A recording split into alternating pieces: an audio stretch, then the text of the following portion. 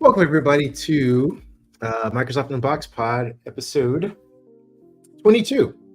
We have made it 22 episodes with you guys. I'm your host today, Kareem Anderson. I'm joined by. David Allen, as we mentioned last week, I've got water this week, but we're 1 year past the drinking age. So I don't know if my buddy over there's got any drinks or not, but I just have what? water because we're in working hours, but I would pretend, if you want, I can pretend to be drunk and have alcohol in here. If that makes people who are drinking currently with us feel like they're welcomed. Um, we, like I said, have a lot to talk about. There's been a busy week in the Microsoft world, um, despite not really announcing a whole lot of, I guess, what people would consider enticing headlines. Um, we have, and what we'll be talking about are games, at least right off the bat. Well, we're going to start you off with all the fun, consumer facing kind of things. We're going to be talking about where we at the Xbox 360. The Call of Duty Black Ops 6. What date that's coming out, and when you guys can get your hands on it. We'll be talking about more Xbox consoles coming this holiday season. We're also going to be talking about uh, Microsoft launching its uh, Copilot PCs next week without its signature feature and what that can mean for the feature and for Microsoft going forward. We'll be talking about how Apple, who had their WWDC event, we'll briefly talk about that. We need to really go in depth about it, but how they're already strong arming AI to bend it to its will and to make more money off of it somehow.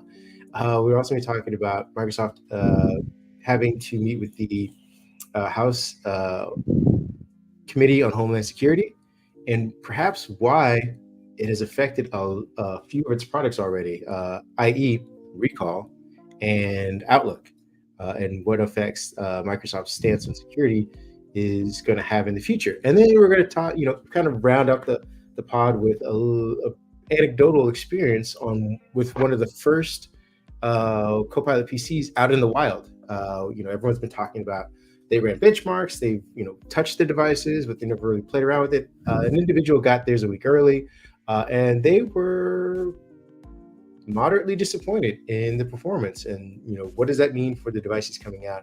That should be getting in hands or getting reviews as soon as Tuesday. So we're gonna go through all that. With that being said, I'm gonna let my co-host start talking because I've been talking way too much. You want to give us our first topic? I do. I'm not going to say my buddy here doesn't play games. I know he does, but gaming is really one of my things. So I'm going to hit us up here with some good gaming news that some folks have been ready to talk about. Call of Duty Black Ops 6. Everybody write this down. October 26th. We've also got it coming to Game Pass. So that will be the first round of Call of Duty in the Microsoft Game Pass. And supposedly, from what I read, it is for PC and Xbox Game Pass on that day. But here's the catch. For those of you that like the early betas, and there's going to be an early beta, this is where they get you. You've got to purchase the game to get to the early beta. I kind of understand that. They want to have some way to control the participation in the early beta. They, don't want every millions of people flocking in there, and it gives them an opportunity to make some straight up cash on some sales of the title because we know that the Xbox gamers, if you're Game Pass members, you're not going to be laying down that $70, at least not directly to Call of Duty this year. You're going to be paying your Game Pass subscription. Now, we know that we have 16 new maps with more maps coming and updates as always. We know that zombie mode is here. So, and we also know that this is set during for those that are old enough, the early to mid 90s during what the U.S. was in the Gulf War. So, for those of us that are mine and my buddy's age here, we've got something that maybe we recognize guys to play the game. So that'll be cool. But at least the wraps are off for the Call of Duty fans. This is the first release, what I consider the big release of Game Pass. This is the Activision Blizzard merger that we've talked about for almost 2 years now at work. So, what do you guys think? What do you think? I mean, this is great. I don't have much to say about this particular story because I am not an avid Call of Duty player. I have played in the past. It was interesting. Before Call of Duty went massive multi online, I played the story modes. I love Call of Duty. That was my game. When I realized that I was a horrible shot when it came to real life people or interacting with real life other gamers, I quickly dropped off the platform. But I am happy for this. I just wanted to kind of fold in another tangential story about the Activision Blizzard Microsoft moving towards publishing more story, which is we saw headlines this week about Sea of Thieves doing particularly well on the PS5, at least topping the charts for almost 2 months. I think last month in April, it topped the charts for downloads and sales in Europe, and now we're seeing the same thing happen kind of in America in the month of May. I mean, for the month of May. So yeah, April and May, and it beat out other Sony games, or at least blockbusters that happen to be on the Sony platform that include Madden NFL 24, Call of Duty Modern Warfare 3, NBA 2K24, and even PlayStation's exclusive Helldivers 2 and Stellar Blade. So it's it's a game that people love.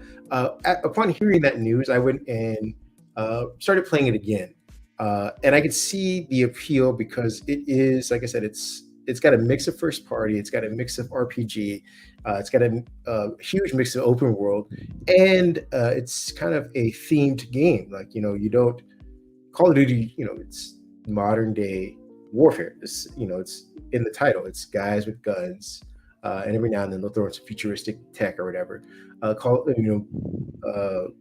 Madden is it's a football sim.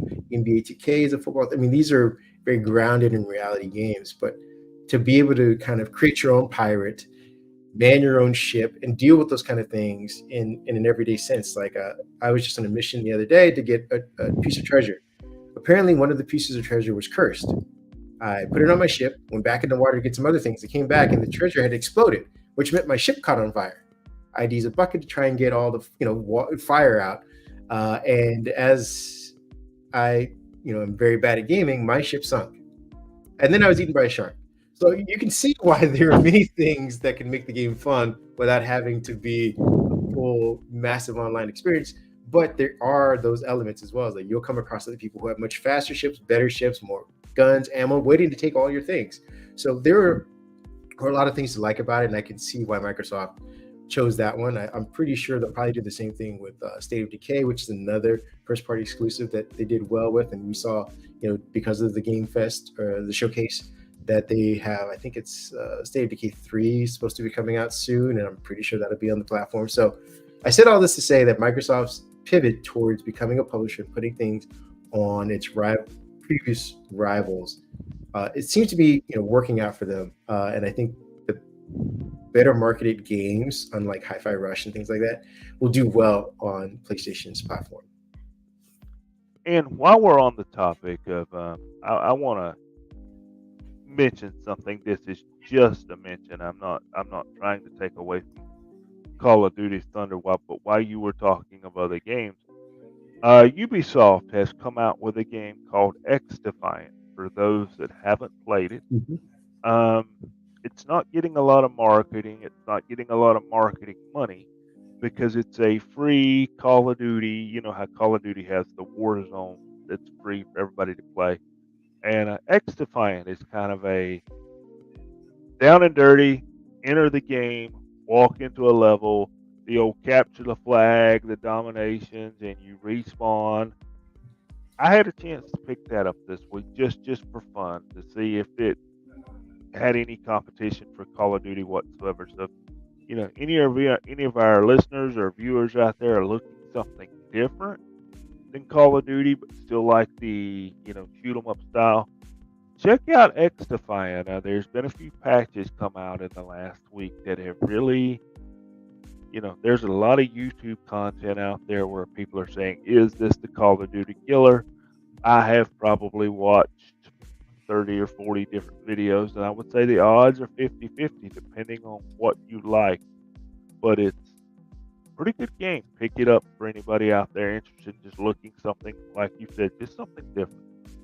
Yeah, speaking of games, I think you have another headline in the gaming realm. What else are we talking Yep, about? let's go ahead and pick this one up while we're here, because guess what? To play these games, if you're going to stay in the console ecosystem, you've got a chance this holiday season to pick up some brand new consoles. Now, before you get too excited, Microsoft has not changed the internals necessarily. We do see that the Series X has a 2 terabyte internal storage for those that are like myself that have been going out and buying the expansion cards. We know that the Series S is still at the 1 terabyte maximum, but I think Microsoft is calling this, it's a white color. I'm trying to find, where did I write Robot down? White.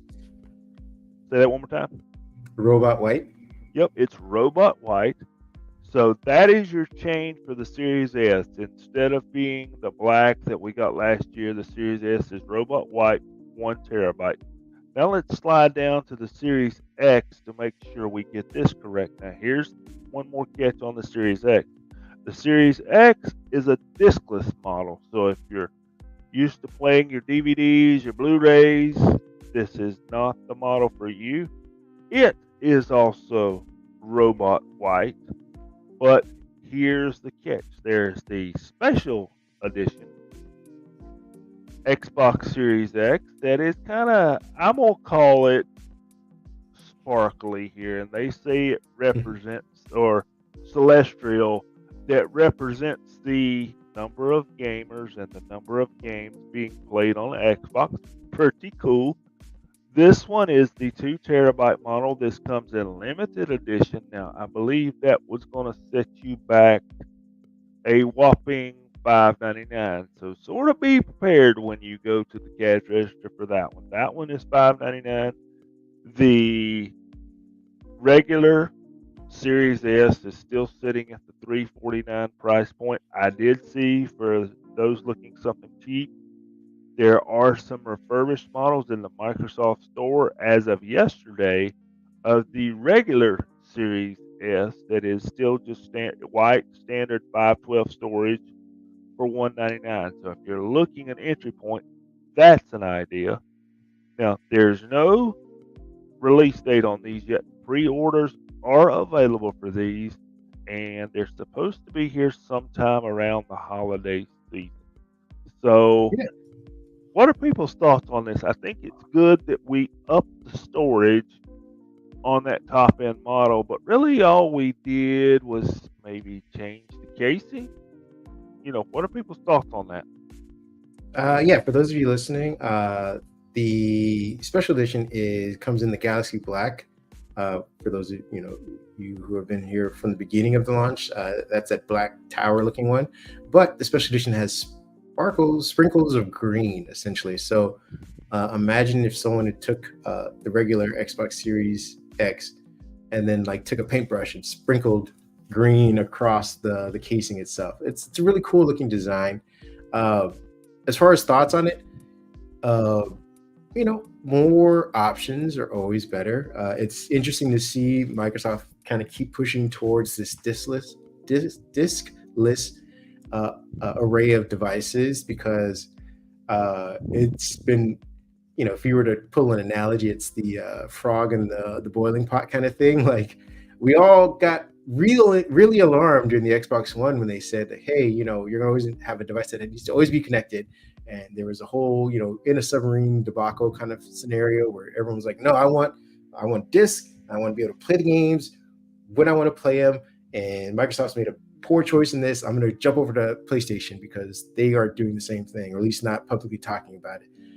Fast forward 6-7 years, people realize that in order to play a lot of these games with your friends online, you have to be, surprise, surprise, online. That I know that you always preach, and I'm always there with you about people in rural areas that don't have the bandwidth, and there should always be options for that. I don't disagree with that. I think those ones should actually be cheaper options. To be honest with you, I think that just makes more sense. I mean, I know putting the optical drive in costs more, but I think in order to do that, maybe you pull out some of the more powerful GPUs and guts in order to balance that out. And I'm not saying that people in rural areas deserve a lesser experience. I just think if your idea is to keep pushing forward, then you need to switch that dynamic, saying like, hey, the diskless ones will have all of these features. And for those of you who still maintain or just don't or aren't fortunate enough to be in an area where you could be online all the time or play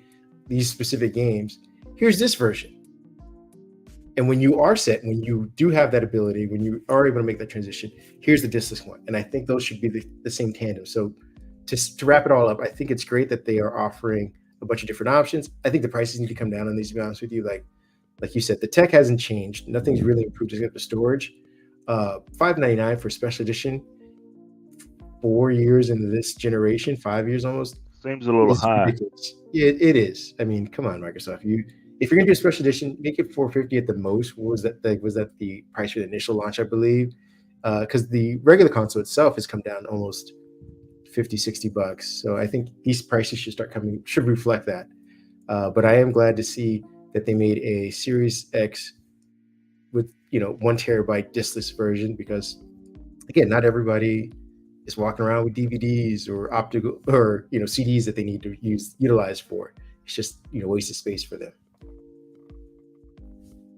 Well, I will say one more thing. I think you're dead on, and I will throw this out there. Starlink, whether you like Elon Musk or not, Starlink is becoming a place that people in these rural areas. I saw Starlink in action last week and was able to sign into an Xbox. So, for those people that don't know the internet options out there and are not in tech, aka the parents of children, Starlink is an option. I know for some places it's $5.99 for your dish. Some places it's discounted a little less, depending on where you're located in the world, and service ranges from $120 to $150 a month.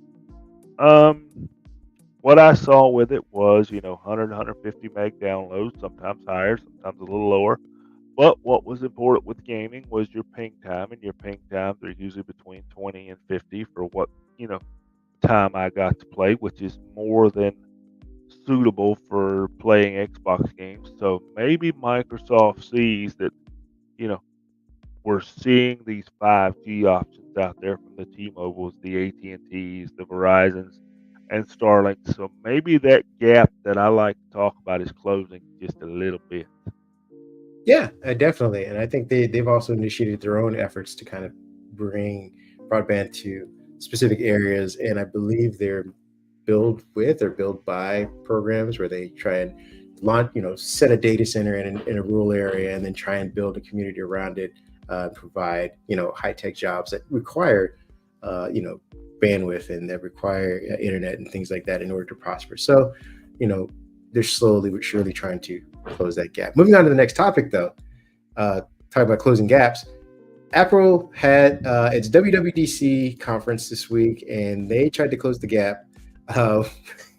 Stay with me here. Stay with me here. For those of you listening, he's lowered his head into his hands already. They talked a lot about AI, and so did the community covering them. We talked about it because we are persnickety somewhat about Apple products and things like that. So we threw in our jabs, but I'm not going to go over everything they covered because they covered a lot. They went over every operating system they had, and each one of them got some updates except for Apple Vision, because I don't consider what they offered updates. They just talked about, hey, we got some cameras. You can start filming whatever that 4-dimensional video platform that they use. I forget what it's called, but you can start making more videos for that. And I'm like, all right, well, they've settled on the Vision Pro being an entertainment thing, sit back and consume kind of product versus pitching the idea of working in medicine or manufacturing or things like that. They talked about the Apple Watch. It's got a bunch of new fitness features. Uh, kind of delaying, telling your watch like, "Hey, I don't want to stand up. Stop telling me to stand up. I'm taking a break. I'm gonna not, be doing my workout for this week," so that the watch doesn't bother you going forward. Those kind of things. Nothing as far as measuring, new sensors or anything like that, because this wasn't a hardware thing. They talked about the major thing basically was that they have Apple Intelligence. And I want to get your thoughts on this real quick. I'm not going to break it down what it is, but apparently Apple, just like Microsoft, is creating its own large language models and small language models to kind of run on device, and that was what Apple really wanted to do. They rarely mentioned AI, but they did use a lot of machine learning, generative tasks, things like that. So they've used all the encompassing aspects of what we consider AI, and they've localized it to the devices, specifically iPhones, perhaps on iPads as well. And they're going to be using Apple Intelligence to basically juice up Siri. That is going to be how you interact with a majority of its AI features, AI-like features. This isn't like Copilot, where it's a separate entity outside of Cortana or any other assistant. Siri will be your conduit to a lot of Apple Intelligence, and it's going to be doing a lot. But I want to get your thoughts on Apple catching up, so to speak, and then we'll get into how ChatGPT plays into this in a second. Well, I'm not gonna slam them bad here. I see their approach, and the Apple approach has always been consumer oriented. Family friendly is the term I like to think about with Apple, because when they give you their demos, they're always talking about how you can schedule with your kids, how you can create, how you can manage things in school. And I think what Apple has done here, as I mentioned a little bit on last week's podcast, when AI started, the consumer idea was out there. We're going to push this to consumers. Now we've seen it, as you've called it, a pivot to where, okay, maybe Copilot is more of a business thing, and maybe it's for those such as ourselves here that understand what AI is and can make use of it. It's not trickled down in a mass way to the consumer yet. Well, where are most of the consumer cell phones? Love Apple or hate them, they're leading the charge with the number of cell phones out there. They've got the Home Pods, the AirPods, the Anything Pods, you get it. But I think this is the good way to bring it to consumers. They're baking it into their apps for now. How they get it baked in and all we're getting ready to talk about. But I think this is the right way to see if consumers are interested. I know we talked a little bit off camera this week. How interested are consumers, and how interested are app developers in making AI available to consumers? And what makes a consumer, a person ordering DoorDash, a person looking an Uber, use AI versus picking up that app? These are still things that have got to be figured out, and the customer still has to be convinced that AI is the way to do it, and not the traditional way that we've been doing it for the last, let's say, 15 years. Well, not quite 15. We're on the iPhone, what, year 16? 18 coming this year. So, we've got to figure out what the consumer wants, first of all. And I think Apple's trying to do that. And I think they've kind of thrown the lure in the lake and said, okay, consumers, bite on what you want, and we will curtail what we offer to that, because they did say that the language model would be opening with more features later. So I think this is the feedback deployment, if you will. They're watching, they're taking analytics, they're looking at what people actually use and going from there. Yeah, for those of you kind of probably scratching your head, if you're out there and you're not following as closely or not terminally online like myself and my co-host. The way that Apple is going to deploy this is different than the way Microsoft is doing it, and particularly the way Google is kind of doing it as well. What they're doing is they're calling Apple Intelligence basically a conglomerate of machine learning, predictive tasks, and some other language models as its own thing. Whereas Microsoft has basically rebranded its partnership with OpenAI, which provides ChatGPT, and they basically use ChatGPT as the underlying infrastructure for all of its co-pilot initiatives and efforts, essentially. Dolly, I believe, for like the our artistry and things like that. So Microsoft, and now it's creating and deploying its own small language models for other specific things that'll be used for Windows 11 going forward, and those MPUs that we talked about for the new Surface devices and stuff like that. But it's basically Microsoft covering over ChatGPT and claiming it as its own. Apple's not doing that per se. What Apple's doing is they're using their own version of their language models to power things like I said, Siri is going to be able to kind of help extract content and data from apps that first-party Apple apps to help provide you with more information, context, and task-oriented operations. Like say, hey, I booked a flight for going to Houston, Texas next week.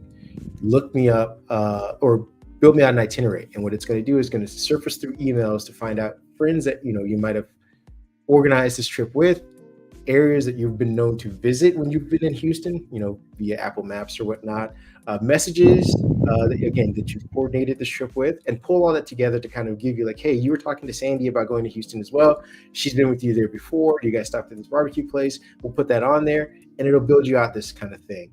And again, this is the kind of vision that Microsoft had for Copilot. But again, this is Apple's own version. Where it starts to differentiate and where it gets to the headline that we're talking about is that they will also use ChatGPT in tandem for tasks that its own LLMs can't manage. Bigger, more broader things that require its extensive training models from OpenAI. Now, the reason why Apple wants to do it their way, their own way, is because their biggest sell is that these things will be done on device. And we know that ChatGPT uses the internet, it uses the cloud, it is kind of open and accessible, not as secure as what Apple would like to achieve. So Apple Intelligence will do everything on device, use only the information that's on the device, encrypt that stuff, and not push it out to the cloud. But if there are tasks or questions that you need to ask it that it needs to defer to ChatGPT, it will give you a prompt saying like, hey, ChatGPT will be, you'll be using this, and you're giving it authorization to send whatever that prompt is to the cloud to get information forward. And even when it goes to that cloud, it's our cloud, our somehow secure cloud from Apple. And the prompt that goes to the cloud will then be deleted, destroyed after it's presented a result. So those prompts are being saved. Your data is not going to be saved. There's no way that they can kind of pin an IP to you. OpenAI is just basically providing additional context and information that Apple Intelligence can't do just yet. Now, this is very much like the Google Maps situation where eventually Apple will just cannibalize what OpenAI is doing and say, hey, we've got enough data information from our people. We don't need you, OpenAI, anymore. And this is what gets to our headline. There was big talk about OpenAI being partners with Apple. And last week we talked about how Microsoft might feel about this being a majority share investor in there. What are the technicalities of a deal, so to speak, of this? And what we're finding out from, I believe, Mark Gurman over at Bloomberg is that Apple is not even paying to have OpenAI or ChatGPT's services paired with theirs. They're leveraging exposure. They're saying, hey, OpenAI, we have, I believe 2.2 billion iOS devices. I believe probably, I forget the number of North American ones that there'll be access to, because this feature, this Apple Intelligence, is only North America, only in English. But that should be enough payment for you guys. You don't need to pay to use your service. You guys should just be happy that you're being exposed to our customers, and hopefully you can turn those customers into, I believe, ChatGPT Plus subscribers. Now, how do you feel about this, knowing that ChatGPT uses, as far as we know, Azure's cloud services, which means that whenever someone chooses to use a ChatGPT response for the prompt, they will be tapping Microsoft's Azure cloud service in order to do that. But Microsoft's not seeing a dollar from this because ChatGPT is not getting any money from Apple. I want, I'm going to be a little blunt here. I want an understanding. And I don't know that we're going to get that understanding. And if a viewer out there that is in the business world or even works with AI at a deeper level in the business field, if you understand the logic behind this, I'd love an email, anything, because Apple and Microsoft have always been rivals, and they've only worked together for the sake of bringing Microsoft Office and business products to the Apple platform. And Microsoft has invested billions of dollars into OpenAI. OpenAI is hosted on Azure servers, which are Microsoft servers. And Apple is getting ready to release millions and millions and millions of queries on those Azure servers, and Microsoft is getting nothing from it, thus footing the bill, and I'm sure having to add Azure capacity to be prepared for this release when people start using it. So Microsoft is likely already spending money for Apple. I do not see the logic behind this whatsoever. I don't You get and I it. talked about this. I can see that again. Microsoft is an investor; they're not an owner, so they can't dictate the terms. So this deal was True. Altman and Tim Cook sat down and did this, and Microsoft just had to sit back and watch. Now, I'm sure they could suggest certain things, so I'm sure they had some kind of say in the matter, or not a say, but an opinion on the proposed business deal. And as the structure for OpenAI's partnership with Microsoft, they need to pay off a lot of this investment. So I think if I had to be crude about this, and again, I don't know how a lot of AI partnerships and resources are allocated, but I can imagine that they're saying, again, if we can get people to get ChatGPT Plus, and again, these were people we didn't have access to begin with to get that. Now, again, ChatGPT is already an app on the device, but for more people who are just going to have it for free and be able to go to it, assuming that Apple Intelligence isn't as great as it is, because if it is, this is a very bad deal. There's a few million to be made in revenue from people saying, all right, I'll pay the extra, I don't know, what is it, $20 or whatever to get ChatGPT Plus and just defer to that over Apple Intelligence. Or just the idea that, hey, I think they're hoping maybe the marketing works and Apple uses ChatGPT versus anybody understanding what Apple Intelligence actually is doing. They're saying, hey, Apple uses ChatGPT. So when I get on a Mac, I'll use ChatGPT. When I, go to my next device, I'll need ChatGPT because it has all my, but again, it doesn't really get all your information, but that's the idea, is that we'll get subscriptions from this. What I'm posing to you, we know this is a short-term thing. This isn't like search where it's like, hey, they're paying $1 billion to make sure that they stay on this device and they lock down the market on this. Apple's already said two things that are very troubling if I were OpenAI. One, they want a revenue share. So they already want to make money off of AI immediately. For people who provide AI services or platforms, who invested in cloud services or data centers, they want to already start making money off of you immediately. They're craving about that in that regard. And I give them that, power to them for being shrewd businessmen. They've entered the market late and they've already devised a way to make money off of other people's hard work.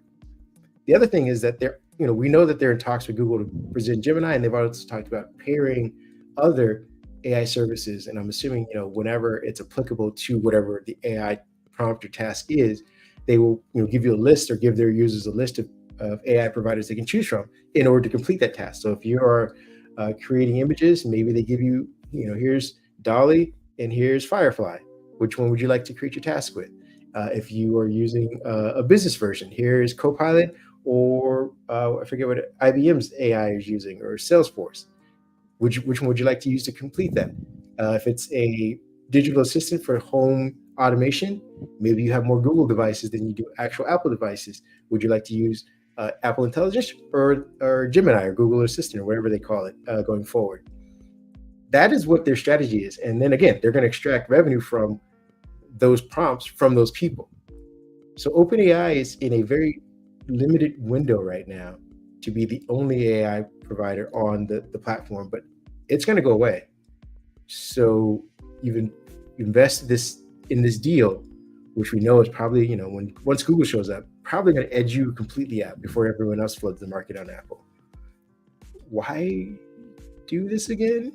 Or why not try and get money from Apple in the process? Because they need you. I was going to say, you're going to need that money. You are absolutely going to need that money, because you bring up, my friend, what I have been thinking about all week since we, kind of unraveled what was going on here with Apple and AI. It's kind of like when we were in school. Once one person, put on the new, snazzy T-shirt, the next week 5 people had it, the next week 10 people had it, and what do you know? Everybody, every store and every person's wearing the T-shirt, popular, and that's exactly what's going on here. Apple is mooching off of Microsoft and OpenAI until they get their models. Maybe that's why Google said no, because remember, Apple went to Google first and said, hey, we want on the Gemini train. For whatever reason, that deal didn't work out. Maybe Google wanted money and Apple wasn't willing to give it. We don't know why that deal didn't work out. But everybody's going to have their own language model, Apple included, and it's just like choosing what smartphone you want, what cell phone provider you want. If it's the cell phone provider, they're all going to let you do the same thing. They're going to let you have some data, make some calls, send some text. What language model do you want to use? The exclusivity of this will be gone. Which one do you prefer? Which one fits your task? Just like which cell phone company fits your budget, what you need for your family. And it goes back to something that I mentioned weeks ago. What subscription model for AI do you want, if any? Well, Because I mean, it's got to be paid for. Yeah, and to your point, Apple's got a explicit history of Sherlocking everything. So again, you are training iCloud its Plus models. with AI is coming. Exactly. You are helping train their models so that they, again, people are using the Apple Mail client because it's on the device. It's convenient. Doesn't mean that it's the preferred one. And when they get on their MacBook, they may use Gmail. But on their phone, they may use the mail client. Same thing for the calendar. Same thing for contacts, things like that, because it's on the device. And that's what's going to happen with Apple Intelligence. And all OpenAI is doing is help train that and speed up that process. Because at some point, people are just going to say, I'm going to use the thing that's already on there. I don't need a subscription to another app that I need to use. Oh, in addition, and we'll talk about the existential crisis that is about Apple's about to bring upon everybody by extracting content without directing people to apps. But eventually, people are just gonna say, I don't want to have to go to ChatGPT's app or its website to, re-up my subscription or whatever. I'm just going to use Apple Intelligence because I don't have to do anything. I put my Apple ID in and it's there. I don't need to, manage anything else. I don't need to go to my credit card and be like, oh, hey, Copilot Pro is charging me $20 a month. ChatGPT Plus is charging $20. I'm going to cancel both of those because I have a good enough, it's not the best, but a good enough thing on my phone that's free.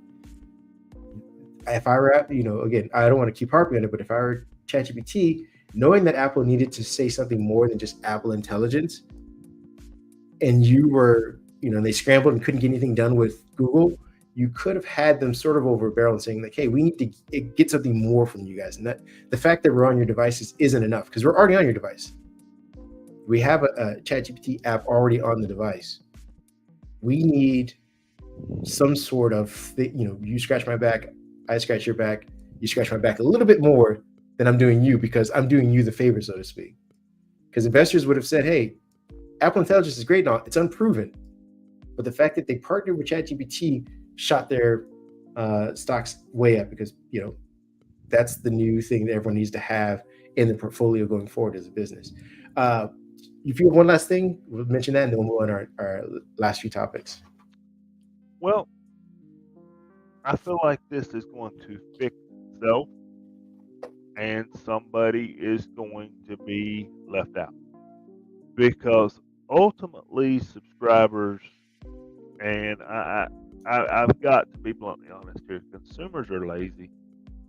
I'm going to call it what it is. We've got so much going on. Consumers are lazy. We're caught. My term is we're caught in the scroll. We're scrolling on our phones for the next thing. We got the TikToks, the Facebooks, the Twitters, and on and on and on. So when it comes time to make that subscription purchase, I know Kareem has done it. We have kind of joked about it. I have done it. We tend to purchase the bundle deal.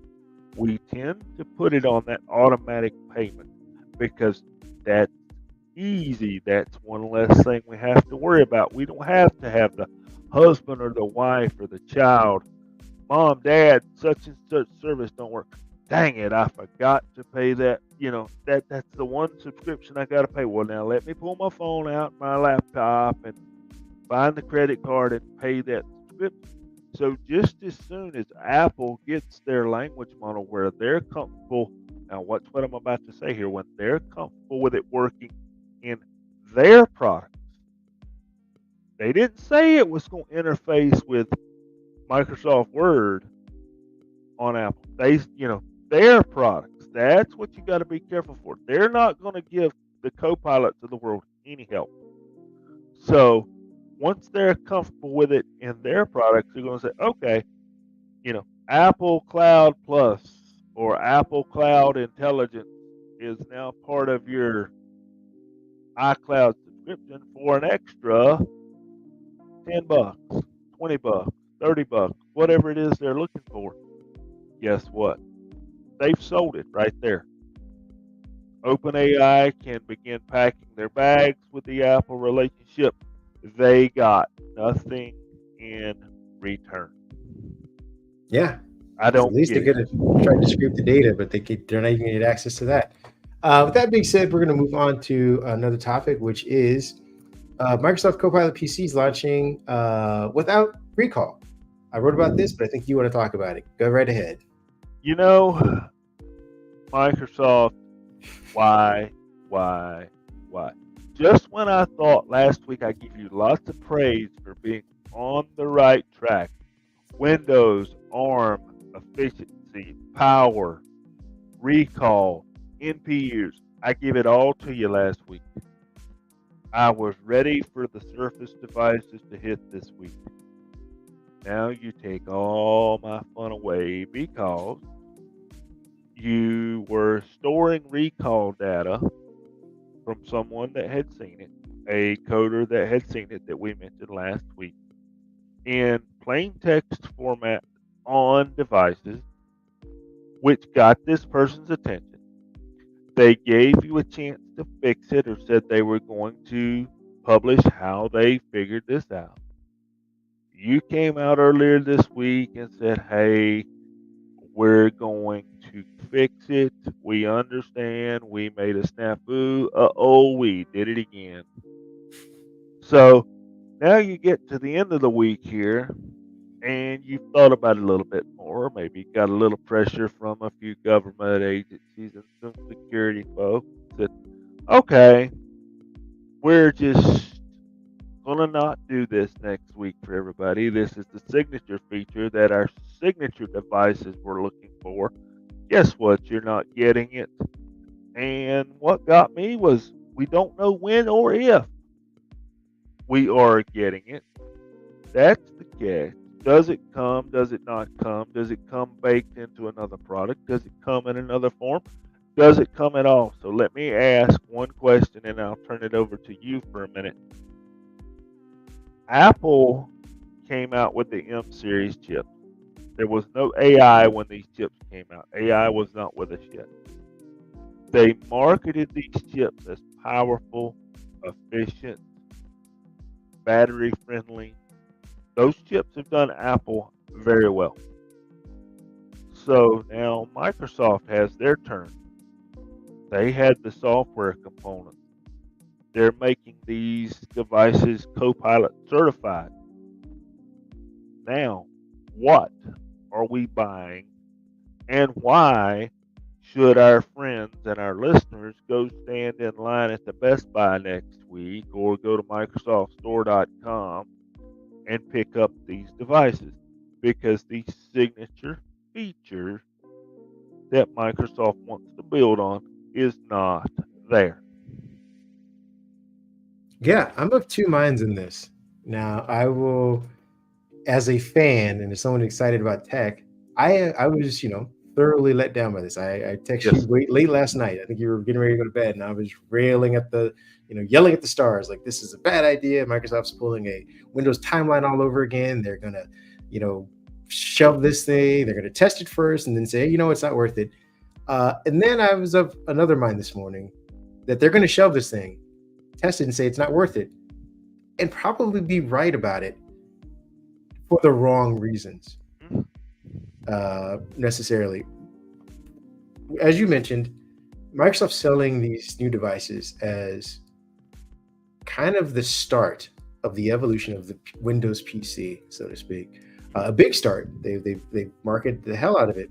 But the idea is that going forward with these ARM processors, that they're going to be able to start making thinner, lighter devices. Now, an Ultrabook is pretty thin as is, and I know a lot of people that are like begging for thinner, but it's when Apple markets their devices with thinner, lighter, but above all, longer battery. This is something since I've been computing has always been an issue with Windows.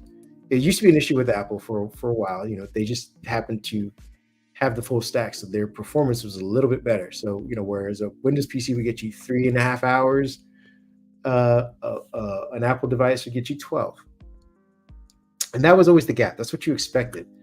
Microsoft saying going forward, that's not going to be the case anymore. Whereas an M2 device might get you, 18 hours, a Windows PC will get you 16 and a half in some instances, maybe even 20, depending on the device and the manufacturer. Those are numbers and those are margins that Microsoft's never been within grasp of. So the idea of having to lug around your charger as a Windows user, being locked to a wall or a coffee shop that needs to be next to a plug, will hopefully be a non-existent thing going forward. That is one of the biggest sells. The other sell is performance in general. We're always hearing about fan noise and apps crashing, or the way that Windows kind of manages memory and things like that has always been kind of always a tier down from the way that Apple has done it. And with these new chips, that should not be the case. Now we'll have to wait to see next week how the translation layer actually works, and if these apps are going to be performant on it. But they're already getting a lot of buy-in from people who are making ARM dedicated versions of their apps. So the performance should be through the roof because they're now moving this x86 app to an ARM app, which means you'll get all the benefits of that. No more fan noise, no more hot laps or whatever, or hot bags, so to speak. That's the idea. So without recall, these devices should still be good. And, we're seeing, again, from early reviews that the battery life's great. The performance is pretty good. The gaming on it is better than decent.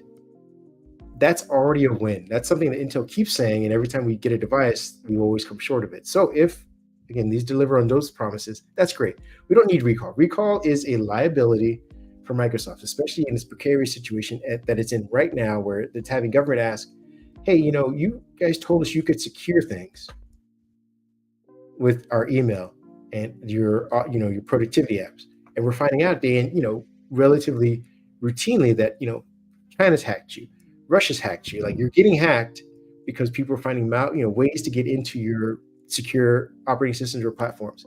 Now imagine you launch recall and that gets hacked. It's something that people didn't ask for. It's a great feature. Again, it's oftentimes people get things that they didn't ask for that they really appreciate. And then there are times people didn't ask for something, you present it and it breaks, and they're like, we didn't want this, and you made it worse. Microsoft have done that plenty of times with Windows. So I think the idea that recall is being pulled and perhaps shelved, who knows, indefinitely, it sucks because of the potential it had, but it's also something a lot of people don't know about, and people already have a negative thing towards. So unless you can launch it perfectly and not validate any of those negative criticisms, which again looks like they're about to walk right into, it's better to take your time or not present it at all. So that's kind of where I stand on this whole thing. And I agree with both of your statements completely. And Microsoft has a history of being guilty. And another very popular podcaster, Mr. Paul Thurrott, made a comment this weekend. I'm going to, if Paul happens to catch this, I'm going to paraphrase him. He says that Microsoft lives in a bubble. And I kind of agree with what he said. Paul and I don't always agree. We agree most of the time, but we don't always agree that Apple pays attention to security, and that's something we can discuss. Are the same people pointing fingers at Microsoft going to point fingers at Apple for their implementations and making sure that their implementation is secure? You know, that's a question that we have to ask ourselves now. What happens when Microsoft is forced to be in that bubble and get out of that bubble and say, look, we have to comply, or customers don't want the service we're offering? That's concerning to me. Well, this is also an interesting thing too, and I'm sure other people will talk about this, ad nauseum. But Microsoft was in a transitional phase with whatever this product is being handed off from Panos to I forget the name of the guy who is running the whole Windows division over there. So there may have been some drop off in communications between the two as that transition's happened. And another thing that happened was that Microsoft tried to launch this security-prone AI feature without having tested it in the real world. To your point as a bubble, what they normally do and what they're doing now, because recall isn't being, it isn't like we're not going to have access to it. For people who are going to go out and buy some of these new devices, you can enroll in the Insider program and get access to it. You can opt into it and start testing it out, especially with all of the new security protocols that Microsoft has put in place to kind of make it more secure than when they had first started testing it with people, or people getting access to it. So if you're on a current PC, you're not going to have access to recall. You weren't going to have it to begin with. But if you go out and buy some of these new, Surface Pro, Surface Laptop, the new Lenovo's or the Dells or the HPs or the Samsung devices with these NPUs, you can enroll in the Insider program and get immediate access to it. This is what Microsoft, I know they couldn't have done it because they need the NPUs, but this is something that they, sort of the way Apple did is you announce it and then you run betas and let people try it out for a while before you roll it out. They were trying to be secretive and be like, hey, we have this cool feature that no one's seen or no one's tested, no one's even thought about. And I don't think any of their engineers or people were talking about like, hey, what happens if someone finds this folder way very deep that has the plain text?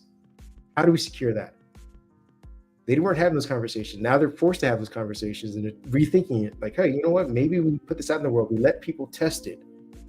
Give us all the bad scenarios, the niche areas in which we didn't, we couldn't have thought of because, we work with this constantly and we don't, we aren't encountering all these anecdotal experiences.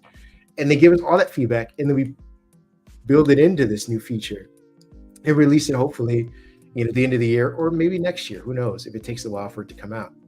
But the idea that if you launched it this summer and a handful of people were like, you know what, someone got access to my credit card and now I'm broke. That's a story that you don't need. That's a headline that you don't want.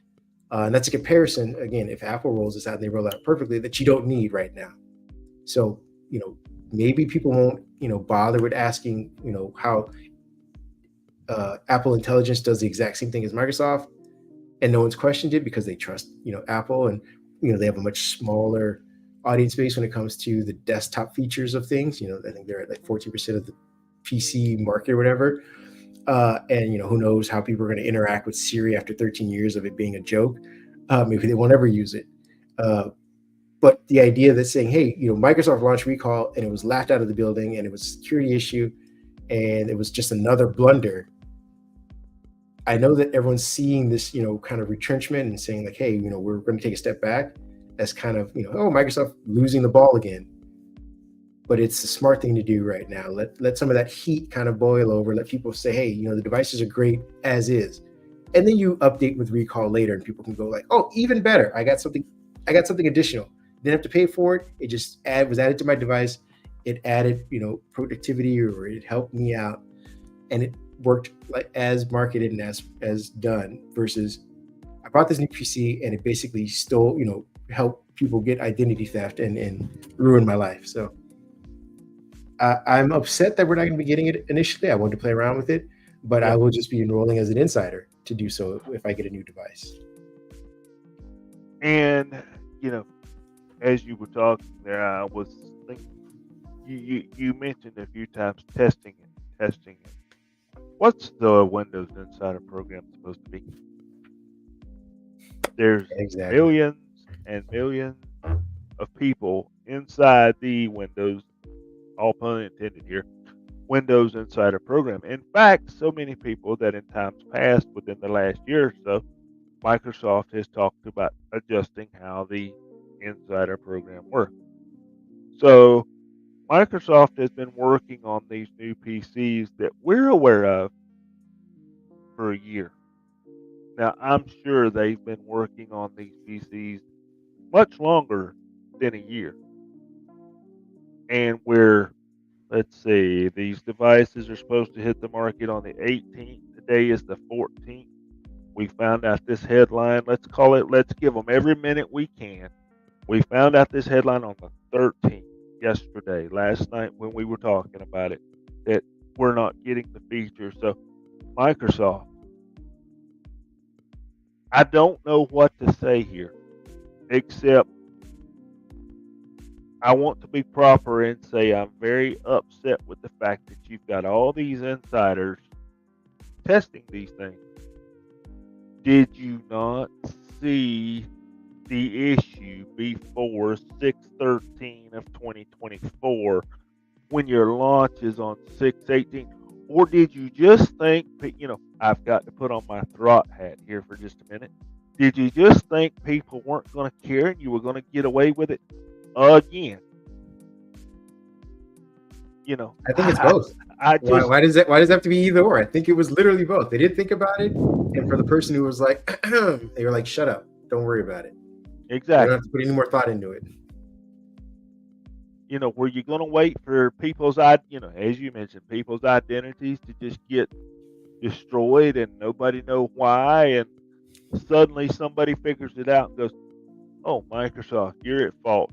Now, I think I would rather acknowledge the problem and fix the problem than be on the tail end of those lawsuits if, and this is a big if something like that was to happen and they found out that Microsoft was at fault and knew about it.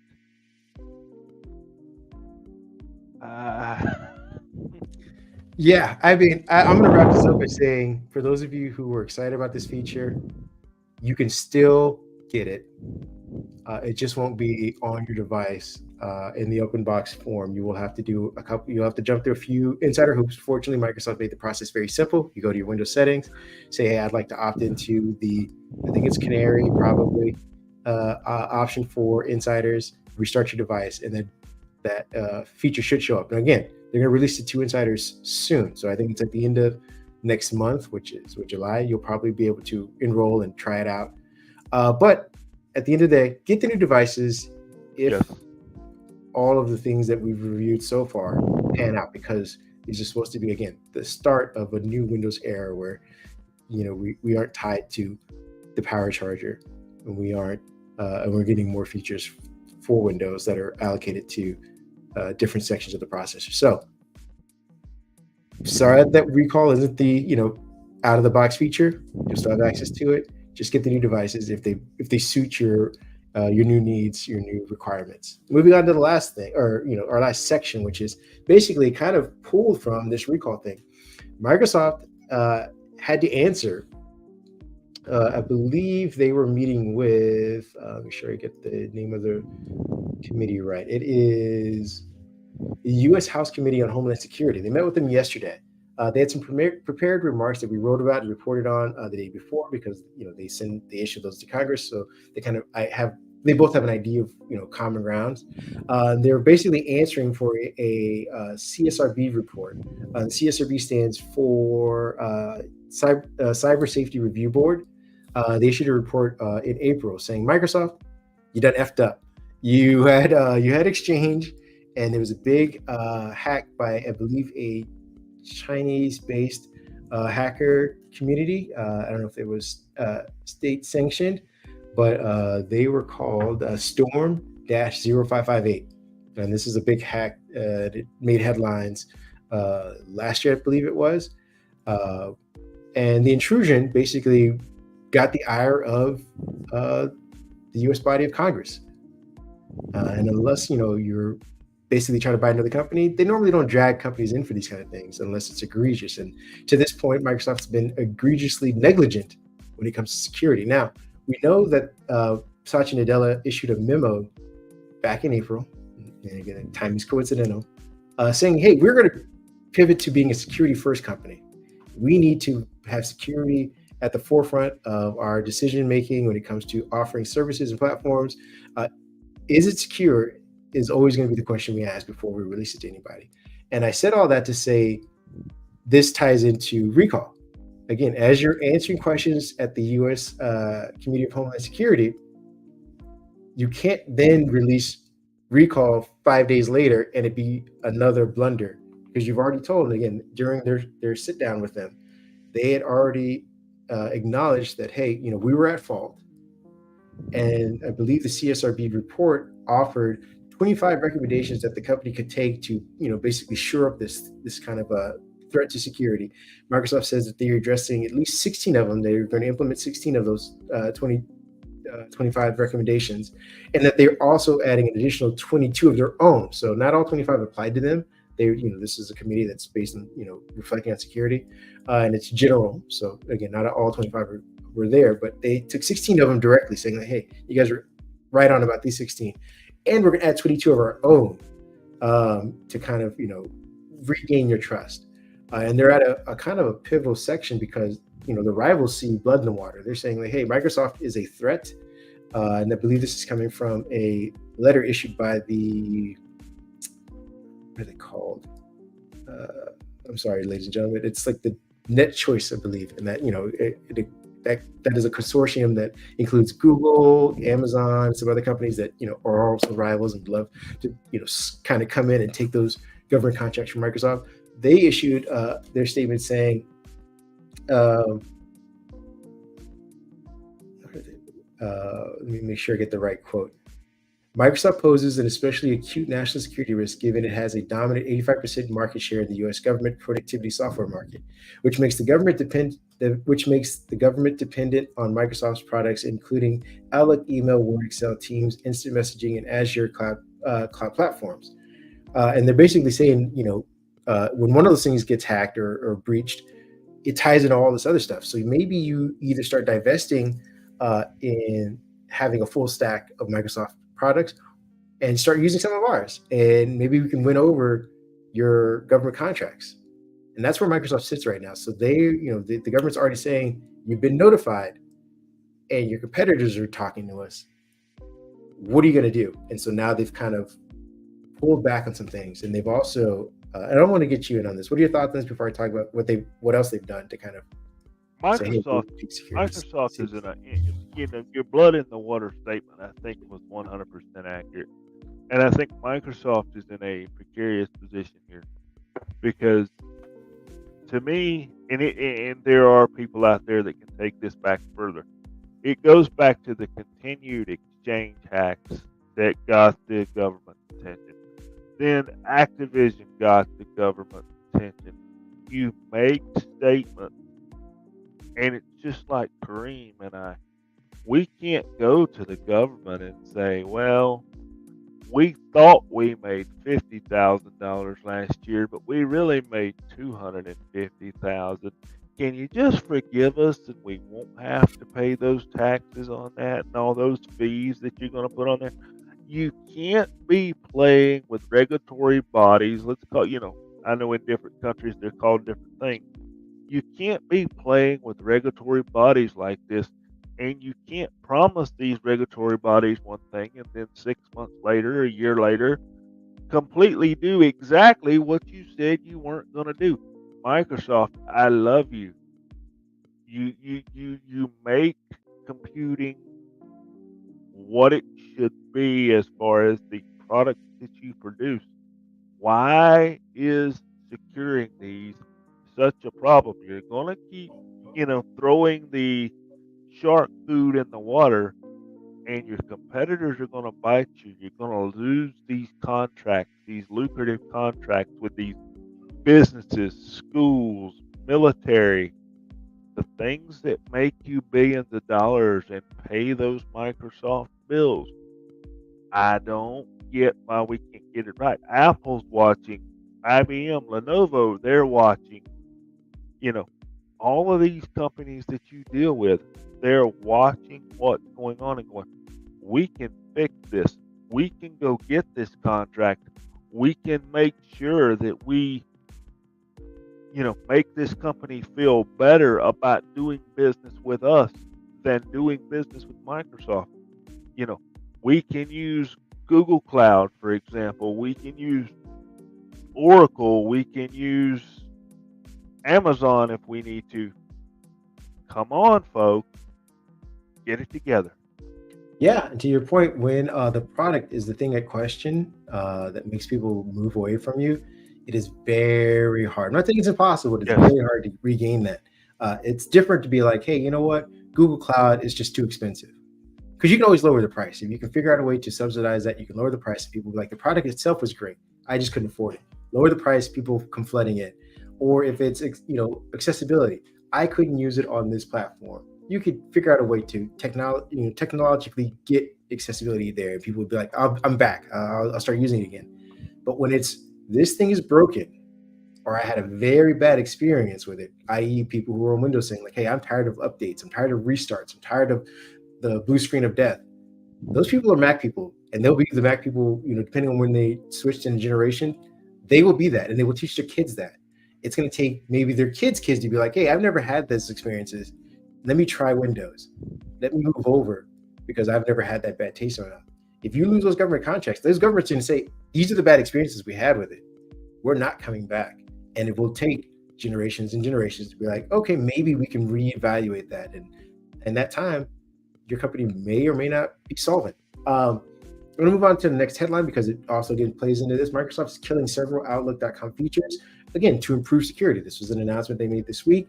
And this is in line with what they're telling the government. Like, we're going to start taking security seriously. So we're pulling back. We pull back on recall. We're going to be pulling back on features for Outlook.com. That includes support for basic authentication and deprecated. Basic authentication is deprecated, and that'll end in September. So it's in keeping with similar deprecations elsewhere, which is happening in Microsoft 365 Commercial, Azure, and etc. Microsoft is deprecating support for basic authentication, the use of username and passwords only in Outlook.com, because it's insecure, is what they're saying. Starting today, those basic authentications will experience multiple authentication prompts. And starting September 16th next year, all Outlook.com users will need to use modern authentication methods on the web and in apps, meaning maybe Microsoft Authenticator app or some other form of two-factor authentication via your phone or maybe another email address. There can be any support for mail and calendar in Windows 10 and 11. So, we've seen them tease out the Outlook.com web app. They're going to be cutting ties to both the dedicated apps because there are, ways to get into those apps and cause havoc. So they don't want to have any ties to that. They're going to make the light version of Outlook.com web app will also be deprecated and no longer be supported as of August 19th next year. Microsoft currently offers a lightweight version of the Outlook.com web app to work in browsers, but it's retiring that in August. And going forward, Cortana is deprecated in other related services. I'm not sure how people can hack that, but who knows? Maybe they'll figure out a way. But they're ending that, and they're also ending Gmail support in Outlook.com, which currently allows users to access to Gmail, email as well. But that support is being retired June 30th, 2024. Users on Windows should use Outlook for Windows, which will enable them to use their Gmail accounts seamlessly. So you'll be able to kind of bake that in. But I think when I say Gmail support, it's basically being able to kind of tie notifications and other things into the protocols. I believe it's IMAP or whatever they call that thing. So they're going to be ending that. So again, these are features that I'm sure IT admins are going to bemoan because it made their jobs easier, just to be able to quickly tie in certain things. But for the sake of security, Microsoft ending all of that.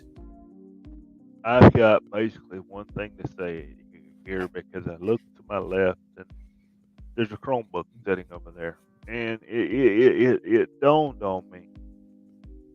I'm not going to give Google a free pass on security with some of the things you just mentioned, with email clients, with software, with consumer-facing software.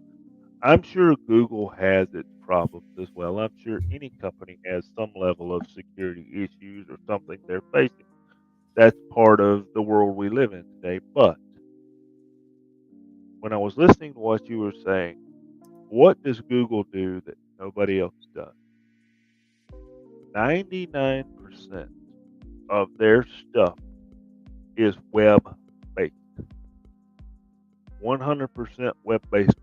Google very rarely produces everyday consumer apps that are stored, housed, and ran on your machine.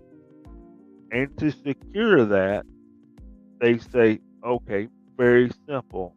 As you mentioned, we're going to do some sort of two-factor authentication. And here it kind of plays back to the Microsoft recall thing. Clearly, they're doing it on device. That's how the hack was discovered, the security breach. So I want to ask, as we close up here, I want to ask our readers a question. There's arguments for cloud security. There's arguments for local security. We've always kind of mentioned that cloud security is more prevalent because we trust Microsoft, Google, Amazon to keep things secure, to keep that back end secure. Whereas what's stored on device, we kind of depend on the user to have input. So which would you as a consumer prefer? I'm okay with my good old 2FA apps over here on my phone getting me logged into the services that I need to. Is it aggravating sometimes? Absolutely it is. But my stuff, as far as I know, is safe. I think that's, again, to the recall feature, that was supposed to be Microsoft's foray into on-device computing. Apple's been doing it, solidly for the iPhones for 5 years or 6 years now. And Microsoft was hoping to use recall as its feature showcase to say, hey, we can do secure on-device grandiose experiences. And again, I'm not saying that it's never going to happen. I have my doubts.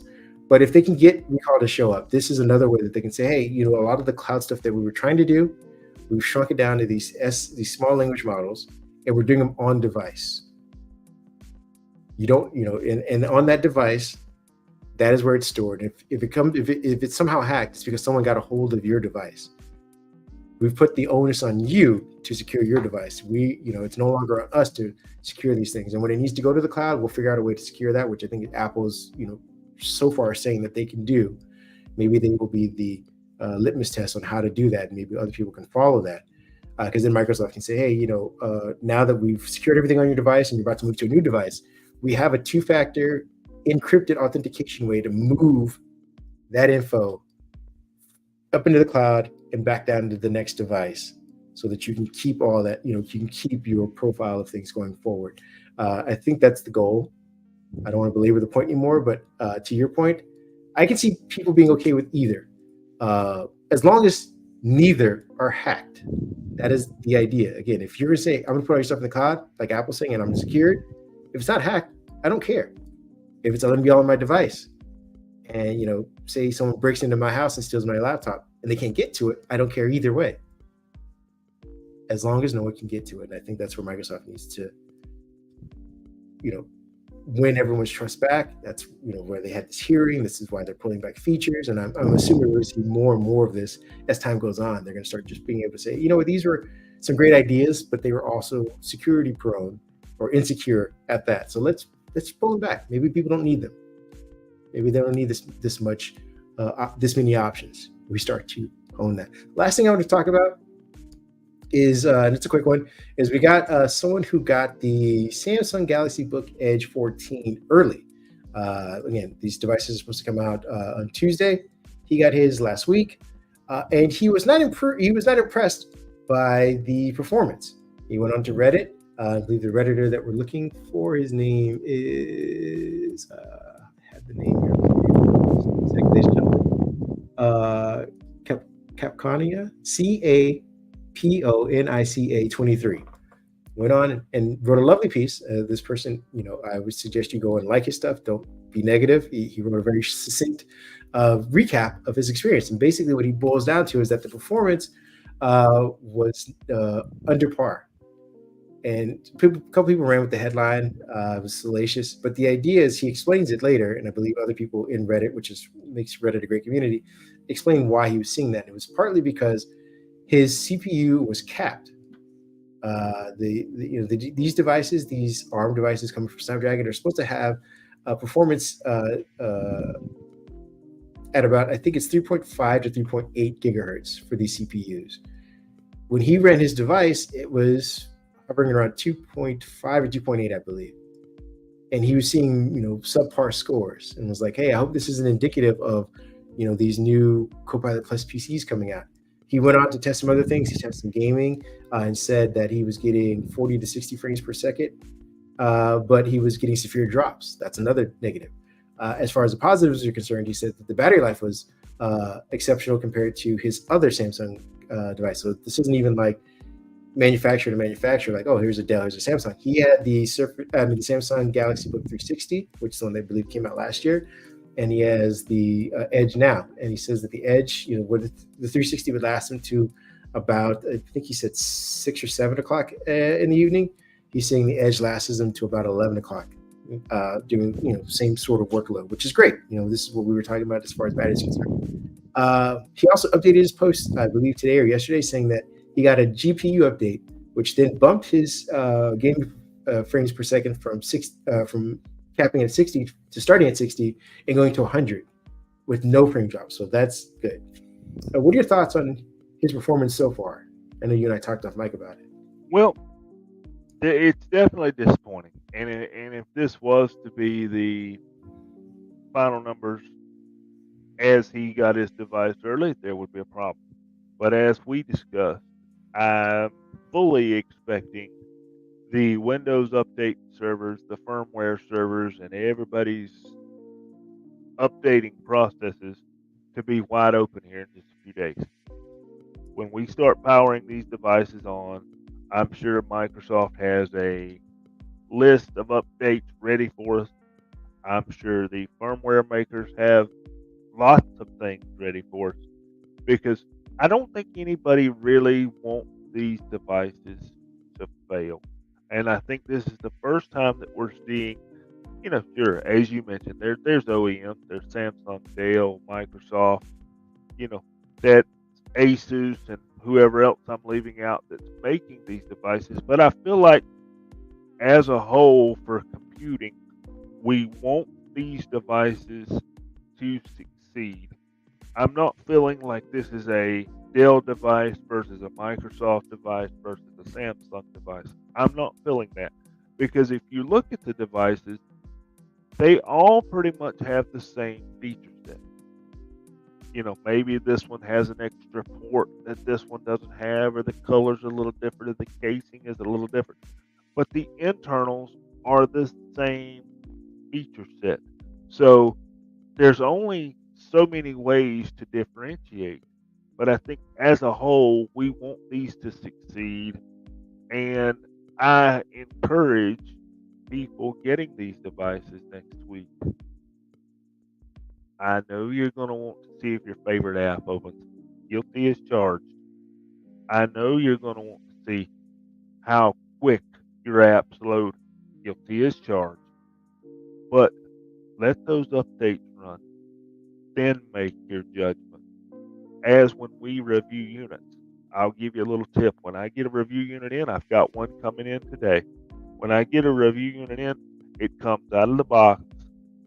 I do the sign-in process that you have to do with every PC, and Windows Updates runs until it is complete. And I know that there's not another cycle of updates coming. Then I start my analysis. So I encourage you as consumers that have put your pre-orders in, let those updates finish. Then make your analysis as to what your device is capable of. Yeah, no, I totally agree with you. I'm just going to end with that. He also mentioned that, again, this is a 14-inch OLED display with 120 hertz refresh rate that's still getting amazing battery life. That his fans didn't come on.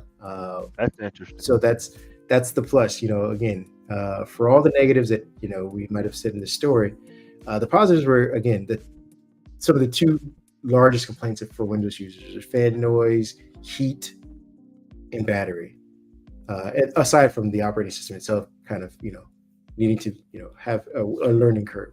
So if you can get past the Windows learning curve for a lot of people, these new devices seem to be offering a lot of what the MacBooks are. And again, we're waiting for software developers to release some of these supported ARM experiences. So to David's point, buy the devices, try and run them as normal as you normally do, but also know that there's a 6-month runway essentially for app developers to finish making these experiences. So again, maybe you don't run out and buy them. Maybe you wait. Maybe you get more information. But the idea is that at some point in the near future, these devices will take off, kind of like EM1s did. Right out the gate, people were skeptical. The performance was great on them, but they also didn't have a lot of app developer support. Their transition layer worked very well. Now they're getting direct app developer support, which makes the platform even better. Microsoft is hoping to get the exact same thing. But that being said, let's wrap this up. Where can people find you if they want to complain that their new devices are underperforming? Complain, talk to me about how bad Apple is. Tell me that the security brigade needs to go check the Microsoft headquarters. I'm out here. I'm ready to listen. David PAJ 1978. That is on Threads and also on Twitter /X/ whatever name it is next week. Jump right in there. Be glad to talk to you guys. Yeah, you can find me at Mindhead1 on Twitter. You can find me at Kareem Anderson on Threads and Instagram. Again, if you want to talk about Microsoft strategy, if you trust them or not, whether they can be the secure company that they at least espouse to be. We hope you guys have a great weekend. Want to thank you for joining us for another longer podcast of information, and we hope that you guys can go out and impress your friends and family with this new information that you just gathered. Take care. Be safe. For those of you in stormy weathers, again, Yes. be extra safe and hopefully prepared. We will see you next week, ladies and gentlemen. Have a good weekend. Bye.